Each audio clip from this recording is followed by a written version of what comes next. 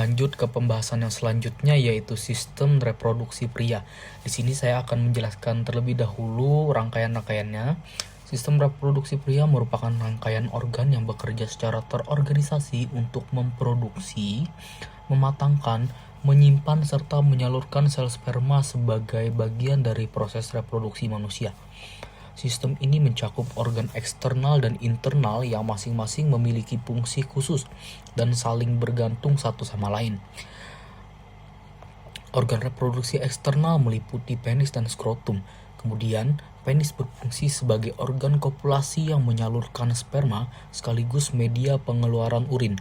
Sedangkan skrotum berperan sebagai kantong pelindung testis yang mampu mempertahankan suhu ideal agar produksi sperma tetap optimal. Suhu di dalam skrotum dijaga lebih rendah dari suhu tubuh melalui kerja otot dartos dan kremaster yang akan mengatur posisi testis sesuai perubahan suhu lingkungan. Kemudian, di dalam skrotum terdapat testis, yaitu organ utama penghasil sperma dan hormon testosteron. Proses pembentukan sperma berlangsung di dalam tubulus seminiferus yang dipenuhi oleh sel-sel Sertoli sebagai penyokong perkembangan sel spermatogenik dan sel Leydig di jaringan interstisial yang memproduksi testosteron. Setelah terbentuk sperma belum sepenuhnya matang. Karena itu sperma akan berpindah menuju epididymis, tempat berlangsungnya pematangan selama kurang lebih 2 minggu sebelum memiliki kemampuan gerak dan fertilisasi. Dari epididymis, sperma dialirkan ke vas deferens yang juga berfungsi sebagai tempat penyimpanan sementara. Sebelum mengalami ejakulasi, sperma akan bercampur dengan berbagai cairan dari kelenjar aksesoris seperti vesikula, seminalis, yang menyumbang sebagian besar volume semen dengan kandungan fruktosa sebagai sumber energi. Prostat menambahkan cairan bersifat basa untuk menetralkan keasaman di jaringan wanita, sedangkan di kelenjar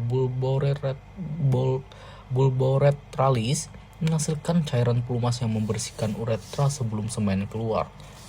Seluruh proses ini berpuncak pada ejakulasi, ketika sperma yang telah bercampur dengan berbagai cairan tersebut membuat semen dan didorong keluar melalui uretra akibat kontraksi ritmik otot-otot reproduksi. Pembentukan sperma sendiri, yang dikenal sebagai spermatogenesis, merupakan proses panjang yang berlangsung sekitar 64 hingga 72 hari. Proses ini dimulai dari pembelahan sel induk spermatogonium, berlanjut melalui 2 tahap meiosis hingga membentuk spermatid, dan kemudian mengalami spermiogenesis untuk membentuk spermatozoa yang memiliki kepala dengan akrosom, leher yang kaya mitokondria, serta ekor sebagai alat gerak. Seluruh proses ini berada di bawah pengaruh hormon reproduksi, terutama testosteron yang dihasilkan oleh sel Leydig, serta dikendalikan oleh mekanisme proses hipotalamus hipofisis gonad melalui hormon FSH dan LH. Selain berperan dalam reproduksi, sistem reproduksi pria juga sangat dipengaruhi oleh faktor kesehatan seperti infeksi, kualitas hormon, gaya hidup, hingga paparan panas yang berlebihan. Gangguan seperti varikokel, prostatitis, hipogonadisme, dan infertilitas dapat memengaruhi fungsi reproduksi secara signifikan. Oleh karena itu, menjaga kesehatan sistem reproduksi merupakan aspek penting dalam kehidupan pria, mulai dari pola hidup sehat, menjaga suhu testis, hingga pemeriksaan kesehatan secara berkala. Oke, kemudian kita akan lanjut ke pembahasan organ reproduksi prianya. Yang pertama yaitu eksternal. Di bagian eksternal itu terdapat skrotum, penis, dan gland penis. Kemudian di dalam bagian internal, bagian dalam, testis dan epididymis, ada saluran keluar testis, kemudian ada kelenjar aksesoris. Bisa dilihat pada layar, organ eksternalnya di bagian A terdapat corpus cavernosa, kemudian di bagian B, di bagian dalamnya terdapat corpus spongiosum. Corpus spongiosum itu bisa mengembang dan mengempis ya. Kemudian bisa dilihat bagian penis dan gland penisnya. Kemudian ada skrotum yang bagian luarnya.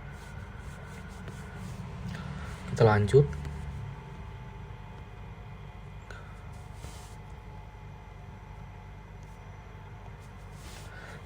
Yang pertama yaitu skrotum. Skrotum itu kantung yang berisi testis. Jadi skrotum itu melindungi testis ya. Terdiri dari lapisan luar kulit yang tebal dengan sejumlah kelenjar lemak dan keringat. Fungsinya apa?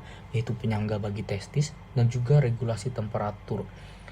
Umumnya 34 derajat Celcius ya spermatogenesis ini. Bisa dilihat pada layar ya, testis di bagian dalam dan skrotum di bagian luarnya. Kemudian yaitu penis, organ untuk kopulasi dan terdiri dari dua korpus yaitu korpus cavernosum penis di sebelah dorsal dibungkus T. albugenia tebal plus minus 0,5 mm ketika ereksi tersusun serabut kolagen sirkular sebelah dalam dan longitudinale sebelah luar. Korpus spongiosum penis di sebelah ventral dilapisi T. albugeniae cavernae lebih padat dan kecil. Bagian tengah ditembus uretra. Bisa dilihat pada layar ya. Terdapat arteri, vena dorsal, korpus spongiosum, uretra, arteri dalam, dan corpora cavernosa. Kemudian kita akan bahas di sini gland penis, disebut kepala penis, perluasan dari korpus spongiosum, jaringan spons dalam penis yang mengelilingi uretra. Banyak pembuluh darah dan syaraf bersifat sensitif. Kulit yang menutupi bagian atas glans yaitu foreskin preputium. Bisa dilihat ya, ini foreskin, ini gland penisnya. Ini foreskin, ini gland penis. Kemudian di sini ada organ internal lagi ya. Di sini terdapat vesicula seminalis, Kemudian ada vas deferens di sini. Kemudian ada uretra. Ada epididymis, kemudian ada testis di sini, kemudian juga terdapat ductus ejakulasi, kelenjar prostat dan Cooper glands. Kita lanjut. Pertama yaitu ada testis ya untuk bagian internal atau dalam. Organ primer proses spermatogenesis ini, produksi sperma mengalami penurunan dari daerah asalnya melalui kanalis inguinalis ke skrotum. Tubulus seminiferus, pembentukan sperma, sel-sel Leydig, produksi hormon repro atau testosteron. Bisa dilihat pada layar ya. Di situ terdapat epididymis, testis, gulungan T. seminiferus, kemudian ada vas deferens. Kemudian yang kedua, untuk bagian internal yaitu epididymis, terdiri dari caput yaitu kepala, corpus yaitu badan, dan cauda yaitu ekor. Kemudian fungsinya apa sih? Nah, yaitu untuk maturasi atau pepandangan sperma, khususnya di daerah cauda. Cauda itu di daerah ini ya. Ini. Nah, sperma non-motil selama 18 jam. Nih, kita bisa lihat untuk vas deferens itu di ujung atas. Kemudian ada kaput di atas sini.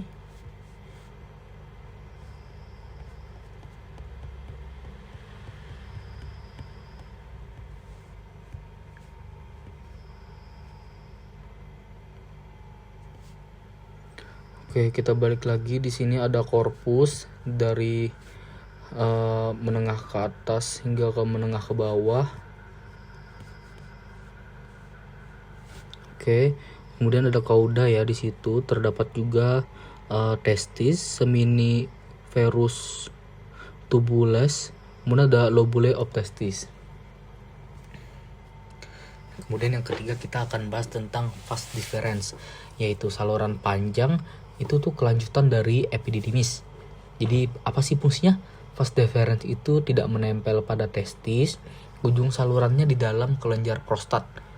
Fungsinya yaitu saluran tempat jalannya sperma dari epididymis menuju kantung semen atau kantung mani, vesicula seminalis. Nah, bisa dilihat pada layar ya, terdapat bladder atau juga yang disebut juga dengan kantung kemih ya di situ. Kemudian ada seminal vesicle, prostat gland, kemudian ada testis, ada uretra, dan vas deferens ya. Kemudian kita masuk ke bagian internal yang keempat yaitu vesicula seminalis. Terdapat kantung semen atau kantung mani di sini, mengeluarkan sekret fruktosa dan hormon prostaglandin, nutrisi sperma. Vesicula seminalis. Nah, ini kita mendapat contoh nyatanya ya. Terdapat vas deferens, ampula, seminal vesicles. Ya. Yang kelima, di bagian internal terdapat kelenjar prostat terletak bagian atas uretra dan bawah kantung kemih, menghasilkan getah sekret yaitu kolesterol, garam, dan fosfolipid, kelangsungan hidup sperma. Kemudian kita akan bahas tentang kelenjar Cooper, disebut juga dengan kelenjar bulboretra. Salurannya langsung menuju uretra, menghasilkan getah yang bersifat alkali atau basa. Nah, membersihkan uretra atau pelumas penis. Jadi itu fungsi dari kelenjar Cooper. Yang keenam, kita akan bahas terkait saluran ejakulasi. Saluran pendek penghubung seminalis dan uretra mengeluarkan sperma uretra. Bisa dilihat pada layar ya, di situ ada bladder atau kantung kemih, ada prostat, seminal vesicle, kemudian ada ejaculator duct. Kemudian ada yang ketujuh yaitu uretra, saluran akhir reproduksi yang terdapat di dalam penis, saluran kelamin yang berasal dari kantung semen vesicula seminalis. Bisa dilihat pada layar ya, ada kantung kemih lagi. Ada prostat uretra, membranous uretra, bulbar uretra, penile uretra, uretra opening. Mungkin itu saja untuk penjelasan sistem reproduksi pria. Kan saya lanjut ke sistem reproduksi wanita setelah ini.